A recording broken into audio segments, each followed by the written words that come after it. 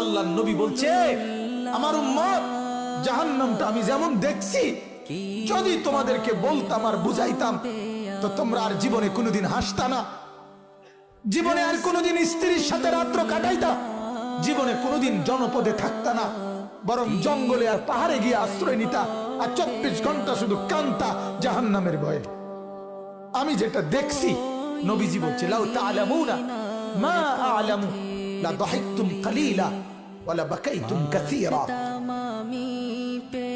আজ আপনারা, আল্লাহর নবী এটা পর্যন্ত হাদিসে বলছে, হাদিসের মধ্যে মিশকাতে কথা আছে, কোন মানুষের লাশ যখন লাশের খাটিয়ায় করে নাফরমান ওই লোকের লাশ যখন কবরস্থানের দিকে নিয়ে যায়, আল্লাহর নবী বলছে এই পরিমাণ চিৎকার করে ওই নাফরমান, যদি কেউ পৃথিবীর কোন মানুষ জীবিত এই চিৎকার শুনতো, আল্লাহর নবী বলেন, তাহলে পৃথিবীর কোন মানুষ আর কারো লাশ কবরস্থানে নিয়ে যাইতো না, দাফন করতো না, আর খাটের মধ্যে কান্দে লইতো না, বরং ভাবতো এমন চিৎকার শোনা সম্ভব না।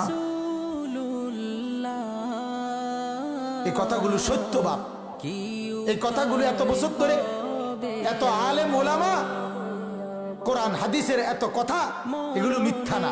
কি বলে? এগুলো গল্প, এগুলো গল্প বলেন।